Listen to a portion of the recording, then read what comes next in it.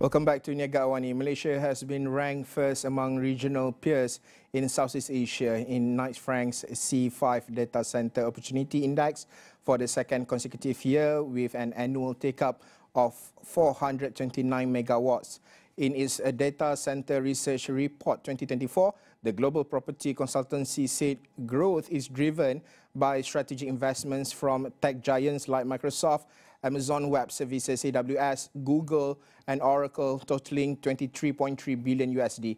And Knight Frank Malaysia Group Managing Director Keith Ooi said Malaysia's strategic efforts in digital infrastructure are not just a blueprint for the region, but a call for global players to seize the unparalleled opportunity. And to discuss further on this, with me in studio right now is Koh Chuan Zen, Group CEO and co-founder plus X-Energy. Thank you so much, Chuan, for having here and for being with us today. First of all, Malaysia has been ranked first in Knight Frank's C5 Data Center Opportunity Index, and for the second consecutive year. And first of all, to kickstart our discussion, what do you think are the primary factors contributing to this achievement?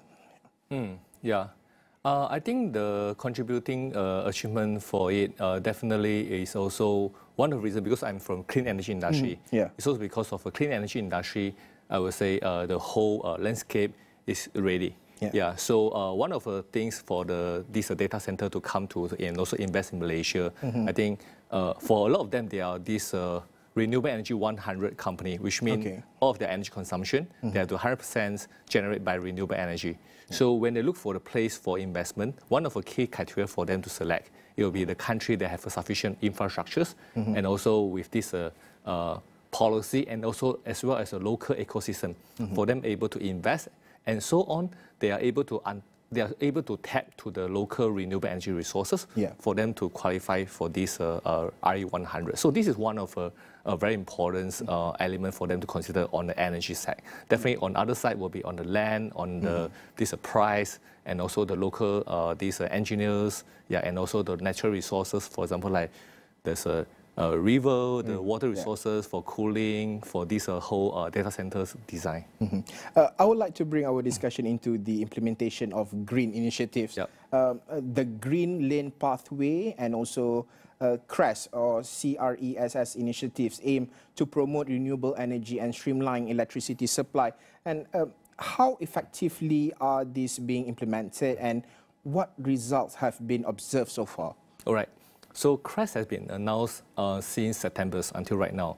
I would say some of this advantage of CRESS. Few things. First of all, it's a kind of the mechanism very able to attract a lot of FDI and also the foreign investors, especially like data centers, foreign data centers, operator, and also those user in. Because as I mentioned just now, all of them actually they need to untap to this renewable energy. So CRESS is a model for them able to so-called like liberalize the whole energy market. They have able to choose in Malaysia beside our national grid to buy the energy. At the same time, they can buy the energy from who else? Which they can select their renewable energy provider. Based on their comfort level. They, even though they could also invest in renewable energy asset. If let's say they would like to become the asset investor. So CRESS, I would say, this is one of a really great advantages. Right? And under this MESI 2.0, which is how to liberalize the whole energy market, is I would say one of a very important activator. Secondly, the advantage of it is flexibility. That's why for all these data center players, right? Under CRESS, I would say Malaysia landscape is very interesting because you're able to see those data centers, they are mainly located in Selangor and also Johor. All right? So that's why in middle and the southern part. But for solar energy, the best energy yield, which is the strongest sunlight, is at the northern side. But you can't really see much data center on the northern. That's why CRESS able to untap the flexibility part, which means if I have a data center in Johor, I will able to build a solar farm at northern side, and I'm able to tap to TNB grid as a kind of infrastructure for me to buy the energy from this Kedah or northern Malaysia to Johor. Bring down to Johor. And I just need to pay a toll fee. So this flexibility actually, I would say, is one of a really great advantage. For them to able to choose anyone and also to build the solar farm based on the best investment and also the energy efficiency based on the solar irradiance yield. And last but not least, the advantage for this CRES, I would say there's no quota limit. Yeah, because in the past, if you always heard like solar, you want to install for home or anything, there's always a quota there. All right. However, right now, I would say the whole program, we haven't seen a significant result yet because there are some significant room. Really, we wish policymakers they are able to list probably to be considered and also to further to react on that. So the first thing it will be right now, as what I mentioned, because we have this flexibility, that's why we need to pay TNB wheeling charges, which is like a toll fee, which is from this location A transport to location B. So at the same time, beside this toll fee, which we need to pay, which is reasonable because the whole national grid we need to upgrade to have more stronger national stability in terms of energy supply and also infrastructure. So we need to pay it for the maintenance purpose. And the other one is also right now, this round for CRES, we need to install battery storage because in the past when we build solar farm, just solar farm without battery storage. However, in order to make sure the grid stability, we need to have battery storage there as a buffer to make solar, which will up and down based on the sunlight, it will be able to stabilize in terms of consistent power injection. That's why all this actually make the cost of renewable energy higher. So the key right now is solar plus battery plus these wheeling charges. It make the investor as us to invest in this solar farm asset.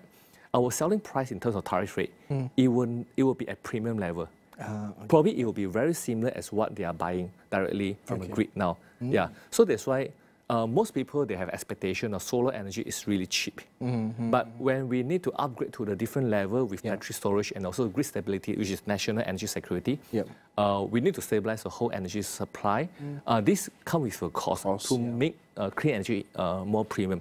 That's why right now it takes time for us as an industrial player to really educate the whole industry about clean energy actually is at premium level.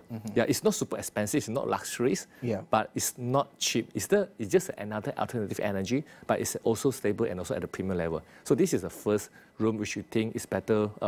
We need to see how we can work this out together with government to make the clean energy CRES able to accept by more people. And the other one, secondly, is about currently CRES, they're only limited to new energy demand, which is for any data centers or any new investment in terms of factory or building in Malaysia, they haven't energized the power, which they haven't paid the bill to TNB. So this also make a lot of existing infrastructure, existing data center players who already invested here have the feedback that we are the first mover here. So we wish they also able to consider the existing this energy demand.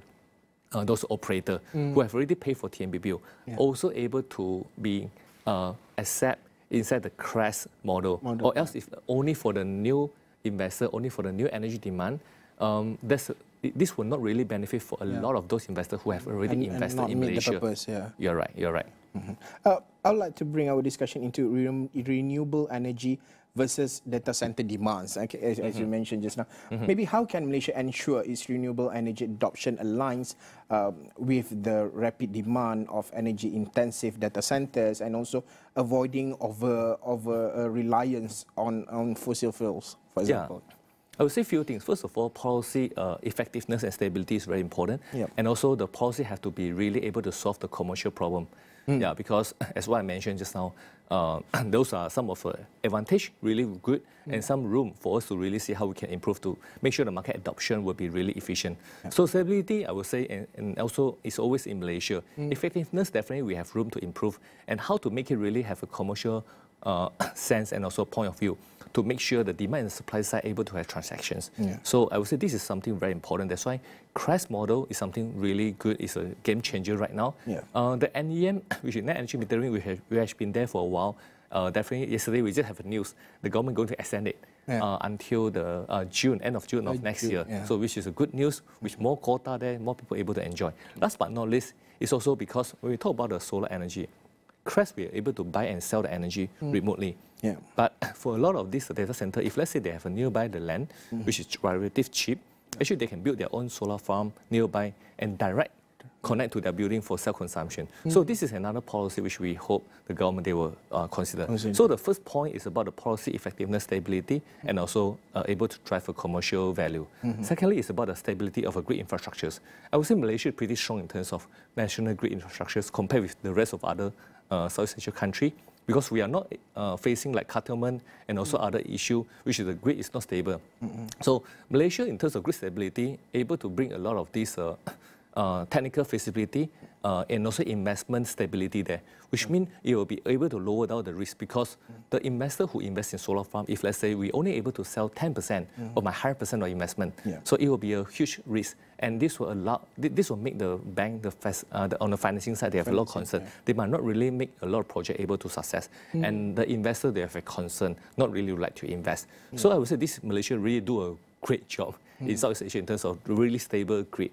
And the third one is about the consistent financial institution support, because I think eventually it's all about the economic side. So for the financial institution, as long as they are able to further invest, it will be very good. Because if you look to whole Malaysia clean energy, this investment from FIT, which is somehow guarantee, and there's a renewable energy fund to pay for it, until like LSS, when you sell energy to TMB, TMB is a triple A grade credit. This off-taker. They are really good. So in terms of bank to finance it, the risk is very low. But right now, when we move to CREST, the paymaster, the off-taker, no longer TMB. It's individual people like Google or Microsoft or any data center operator. So in terms of this credit rating, not all of them, they are as high and as good as TMB.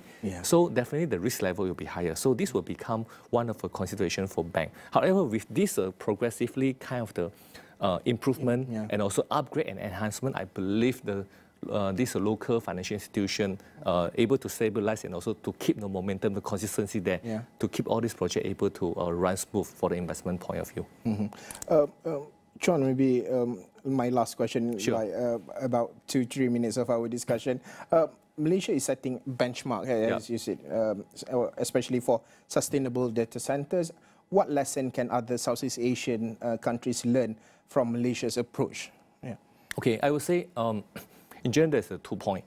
First is Malaysia, the government, in terms of a commitment, the consistency, in terms of a future goal, the sustainable goal. So throughout the years, since FIT until right now, is a national energy transition roadmap. Malaysia government has already put a pledge, and also there's a commitment by 2050. We would like to have 70% of the country energy is all generated by renewable energy. So this statement actually is something really solid. And it followed by a lot of other series of policy, like NEM or like green mobility, EV, or even though like LSS 5 Sabah, LSS or CREST. So there's a lot of things is coming. So a lot of all this policy to push the consistency and also this commitment towards clean energy, the sustainability, and also with bold decision, because it's not easy.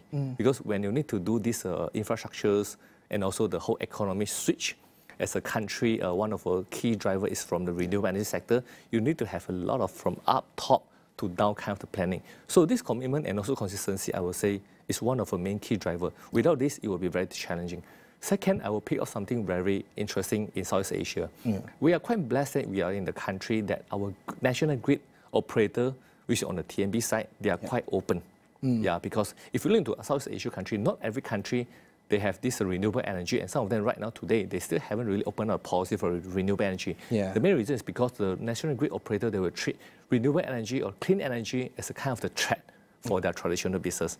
But we are quite blessed that in the country that this national grid operator, they are quite open, which I will say since many years back, like 12 years back, when we launched FIT, there's a lot of different kinds of industrial approach and also the debate. However, everyone have one single common goal, which we would like to build a more sustainable country, through the sustainable energy. That's why with the openness and also open mind with the national grid operators, this is how we are able to move right now until able to liberalize the whole energy market through CREST.